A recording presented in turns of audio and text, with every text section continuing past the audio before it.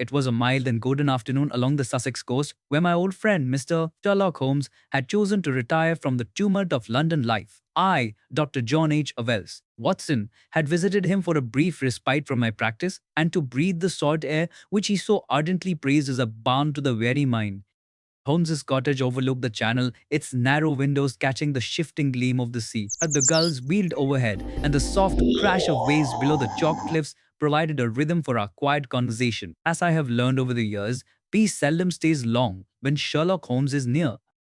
My dear Watson, though I have forsaken Baker Street for these humbler quarters, I find that human nature, like the sea, never truly rests. Even here, in this tranquil corner of Sussex, there are currents deep and treacherous beneath the calm. You astonish me, Holmes. Surely you do not suggest that crime follows you into retirement? Not crime, perhaps, but curiosity. And curiosity, my dear fellow, is the soul of the detective's art. Observe, for instance, that gentleman walking along the ridge path toward us, tall, bronzed, his stride vigorous, yet his countenance clouded by distress. I turned and perceived a man in his early 40s approaching at a quick pace. His straw hat was crushed in one hand, and his eyes darted nervously between the sea and Holmes's cottage. He hailed us with an anxious wave. Mr. Holmes, thank heaven I have found you. There has been a terrible accident, or perhaps something worse. It is Fitzroy Macpherson, my science master. He is dying, and no one knows why. Holmes's keen eyes brightened with that peculiar fire which I had so often seen at the onset of envy. And today, his retirement, it seemed, was momentarily forgotten. Compose yourself, Mr. Stackhurst. Speak clearly. What has occurred? It happened not half an hour ago, sir. Macpherson went down to bathe, as is his custom. A few boys were on the beach when he staggered out of the water, clutching his chest and gasping for breath. He cried out something. I could not catch the words, and then collapsed upon the shingle. I ran to him myself, but his skin, it was marked, sir, in a most dreadful fashion. Marked, do you say? What kind of marks? Red streaks, doctor. Livid crimson welts across his shoulders and chest, as if some creature had lashed him with flaming whips. Curious, exceedingly curious. And you say he spoke before he fell? Aye, something about the lion's mane. It was all he could utter before he expired. The lion's mane? Good heavens, Holmes, what could that mean? That, my dear Watson, is precisely what we shall determine. Come, there is no time to lose. Within moments, Holmes had snatched his walking stick and hat. Together with Mr. Impic Stackhurst, we descended the narrow path that wound toward the small cove below. The sea glittered with deceptive serenity, while a group of boys lingered, pale and silent, beside a motionless form upon the sand. As we approached, I recognized at once the rigid features of the deceased. Fitzroy Macpherson had been a man of athletic build, his limbs well-muscled, his face bronzed by outdoor life. Yet, death had frozen upon his countenance, an expression of unbearable agony. Watson, your medical eye will serve us well. Examine the body, if you please. The poor fellow's skin was indeed inflamed with strange reddish streaks. They ran in irregular patterns, as though burned by acid or the lash of some heated cord. No weapon, however, was near him. His hands were clenched, the nails had torn into his palms. His eyes, wide open, seemed fixed upon the tranquil sea. There was neither puncture nor visible wound, save those dreadful stripes. I could discern no trace of poison, no mark of strangulation. Whatever had struck him had done so swiftly, invisibly, and with cruel efficiency. And the water, Watson, was it deep where he bathed? Only to the waist at this tide, Mr. Holmes. The boys saw him swimming easily. Then, without warning, he cried out and staggered ashore. Then the sea itself is our accomplice or our culprit. Observe the sand, disturbed only by his footprints and those of Mr. Stackhurst. No sign of another man's presence. Do you think it could be some aquatic creature, Holmes? A jellyfish, perhaps? The thought has merit, Watson, though we must not leap prematurely to conclusions. The lion's mane, an apt phrase, if taken literally. There is indeed a species of jellyfish known by that very name, Cyanea capillata. Yet the waters here are rarely its home. A jellyfish, you say? Could such a thing kill a man outright? Its filaments may extend for many yards, and their venomous touch can paralyze even a strong swimmer. Still, we must verify before accepting so easy an answer. Holmes moved along the edge of the tide, stooping from time to time to examine a tuft of seaweed or a scrap of drift. His thin, hawk like figure seemed carved against the brightness of the water, his every motion deliberate and exact. There, do you perceive, Watson, that faint glimmer beneath the surface? No, wait until the next wave recedes. There, those long trailing threads, translucent, golden in the sun. By Jove, Holmes, you are right. It moves. The lion's mane itself. Stand back, gentlemen. Do not let it touch you. The creature's venom remains potent even in death. I shall have the boys fetch a bucket and remove it from the beach at once. Carefully, if you please. Its evidence may yet prove vital. As the creature was lifted gingerly upon a plank, I could not but marvel at the strange fatality which had transformed an afternoon of leisure into a tragedy. The sinuous tendrils gleamed like molten copper, terrible and beautiful in the sunlight. Yet Holmes's expression betrayed little satisfaction. His brow remained furrowed, his lips compressed in thought. Something still eludes me, Watson. Nature is cruel, yet seldom mysterious. There is a factor here, not wholly accounted for. You suspect foul play? I suspect the intrusion of human motive, and wherever man's passions intrude, reason must follow. Let us return to the schoolhouse. I would learn more of the late Mr. Macpherson's habits, and of any who may have wished him harm. We walked back along the cliffs, the sea wind whipping our coats. Mr. Bingard Coates Stackhurst led us through a gate and across a green lawn toward the rambling buildings of the Gable School, a quiet institution for the sons of gentlemen. Within all was subdued, the boys whispered in corners, and the staff moved as though under a pall. Macpherson was a fine fellow, Mr. Holmes, athletic, genial, and popular with the lads. I cannot imagine who would wish him ill. The more blameless a man appears, the more closely I examine his circle. Tell me, was he betrothed or in any entanglement of the heart? He was, indeed, to Miss Maud Bellamy, daughter of old Mr. Bellamy of Fulworth.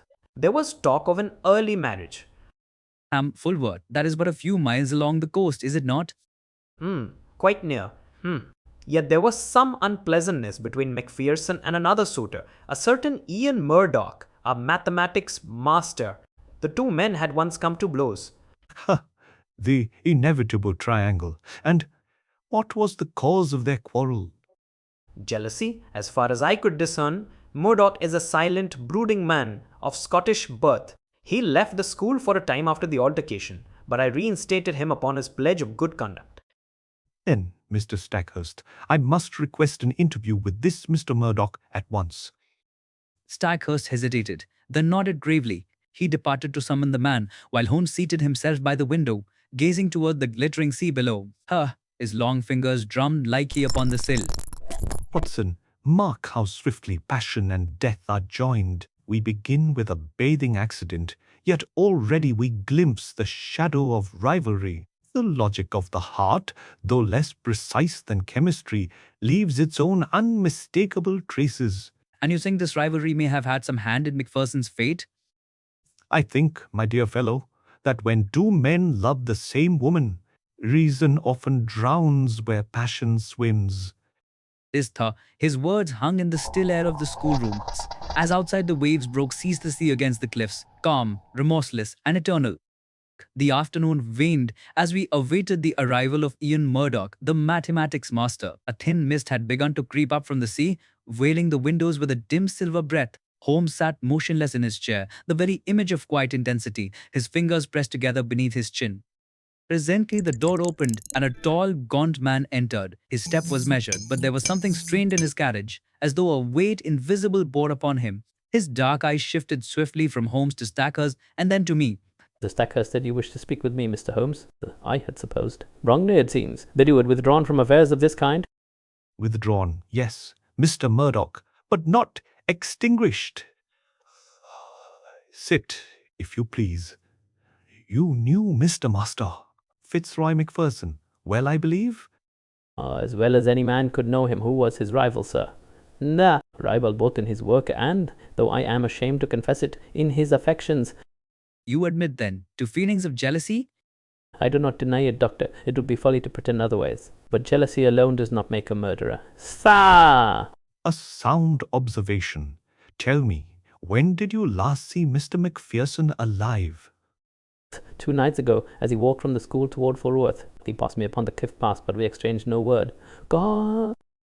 And your relations since his return?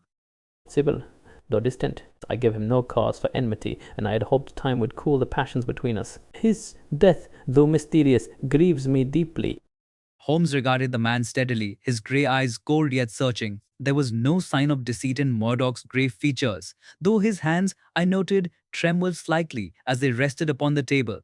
You are aware, no doubt, that he perished under singular circumstances. He was found with his skin seared and crimsoned, crying, "The lion's mane!" You have no explanation for this? None, save that which others have given, that some monstrous creature from the seas struck him down. But I cannot reconcile such horror with the man I knew but yesterday in perfect health. Nor I, Mr. Murdoch. Not yet. That will be all for now. I may request your presence later. The man bowed slightly and departed, trouble your seers, his long frame vanishing into the mist that now filled the corridor. Holmes remained silent for several minutes, his gaze fixed upon the door as though the pattern of truth might yet emerge from its panels. There is no guilt in that man's face, Watson. None that my eye can discern. He is proud, passionate, and perhaps dangerous when provoked, but not a liar. Yet you believe that death unnatural? Assuredly. And the key lies, I think, in that strange phrase, the lion's mane. Whether uttered as a literal cry or a cryptic clue, it is our compass in this fog. Holmes rose abruptly and began to pace the room, his long fingers tapping against his coat. The faint gleam of excitement had returned to his eyes, the look of the hunter when the scent grows warm. Come, Watson. The light fails, but the tide has turned. We must return to the beach while there is yet enough day to see. Once more we descended the steep cliff path. The sea lay restless below, its surface streaked with shadow. Upon the shore the tide had receded, leaving gleaming pools among the rocks. Holmes moved from one to another with deliberate steps, his eyes probing each with the same precision he once gave to the streets of London.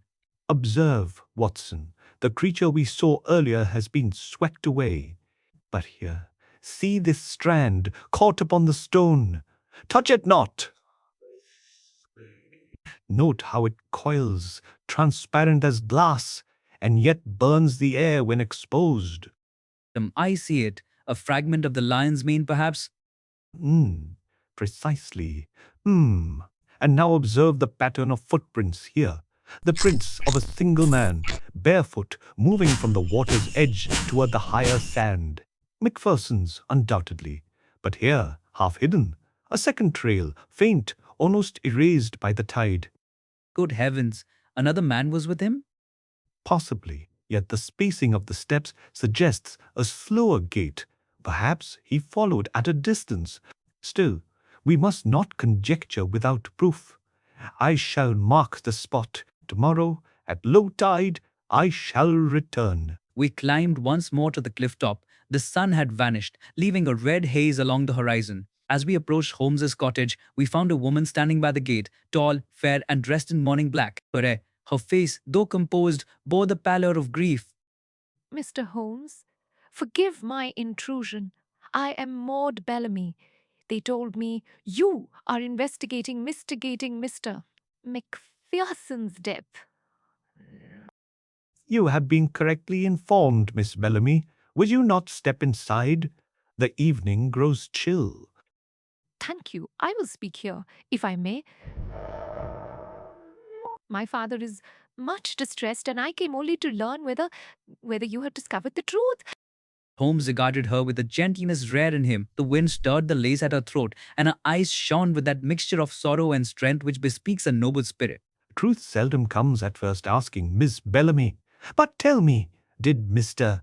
Jefferson visit you on the day of his death? He did not. I saw him 2 days before upon the cliff path. He seemed troubled, though he would not say why. He carried a letter. One he said must be delivered that very evening. And did he mention its recipient? Only that it was for a friend, someone he trusted. I believe it was addressed to Mr. Stackhurst. Indeed, curious, that letter has not been produced. Mr. Stackhurst made no mention of it. Then perhaps it was never delivered. I know only that he spoke of some matter which had preyed upon his mind, a secret, he said, which could bring misfortune if revealed.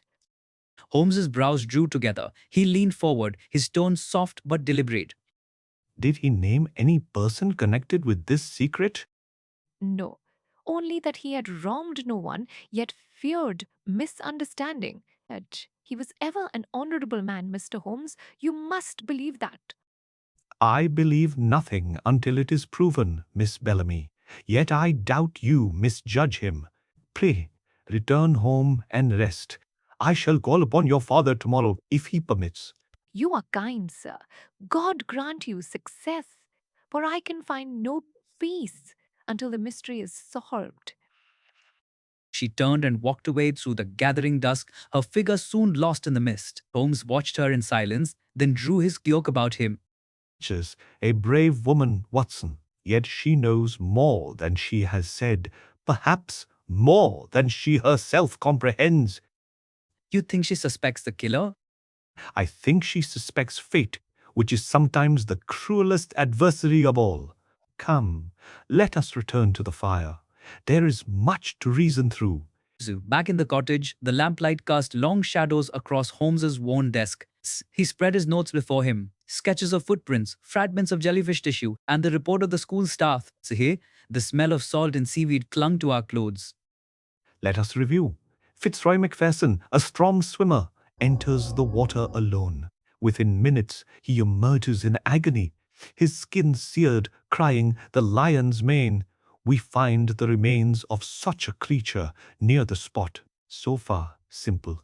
Yet what, then, of the second footprints, of the missing letter, of Murdoch's trembling hand? You think the natural and the human are intertwined? Precisely, the sea may have struck the blow, but perhaps not by chance. Suppose a man knew of the creature's presence, knew its danger, and led his rival into its reach. A dreadful possibility. But who could conceive such cruelty? One with intellect and passion in equal measure. One, perhaps, who teaches mathematics and understands the patterns of tides. You mean Murdoch? I mean only that his opportunity and motive must be tested. Tomorrow, at dawn, we shall call upon him again, and upon the sea itself, for the tide will speak clearer than men. Holmes rose, extinguished his pipe, and drew the curtains. The murmur of the channel filled the silence, vast and eternal. I could not but feel that some unseen force, human or otherwise, moved beneath the calm surface of that quiet Sussex shore. And as the wind rose and rattled the panes, Holmes stood at the window. Wines? His tall form etched against the lamplight, his voice low yet resolute. Tomorrow, Watson, we shall see whether the lion's mane is merely of the sea, or whether it hides the hand of man beneath its sting. The morning broke grey and silent, a thin mist shrouding the Sussex cliffs like a veil drawn by some unseen hand. The cry of gulls alone disturbed the stillness, and the slow beat of the surf echoed like the pulse of a sleeping giant. I found Holmes already abroad when I descended from my room. He stood upon the path leading down to the sea, his long form motionless, his eyes fixed on the dim line where sky and water met. A pipe hung forgotten between his fingers. You rise late, Watson. The sea, however, has risen earlier and spoken. Come, my dear fellow, the tide has laid bare what the night concealed. We descended together to the shore. Tick-tick, the retreating waters had left the sand glistening and firm, marked here and there with a delicate tracery of seaweed. Holmes moved ahead, his keen eyes searching each footprint, each scrap of flotsam, with the quiet precision of a naturalist. Observe here, Watson, the marks we noted yesterday, preserved by the wet sand. the deeper set belonged to Macpherson. But these lighter impressions, see how they cross his path and pause here by this pool? I see them clearly. They are indeed of a second man, lighter, perhaps older. And here the heel turns sharply as though the man stopped and bent forward. What object, I wonder, held his attention? Look into that tide pool. Niches. There was a small recess among the rocks, half filled with clear water. Within lay something pale, glimmering faintly beneath the surface. Holmes knelt and, with the aid of his walking stick, drew forth a narrow strip of fabric. What, Scythe? Linen, Watson. Torn from a collar or cuff, I should say. And see, the edge bears the faint print of letters. Hold it to the light. It reads URD. Could that be part of Murdoch? Or of Stackhurst. Either way, it demands explanation. Let us preserve it. And now note this second discovery. A smooth stone, recently disturbed.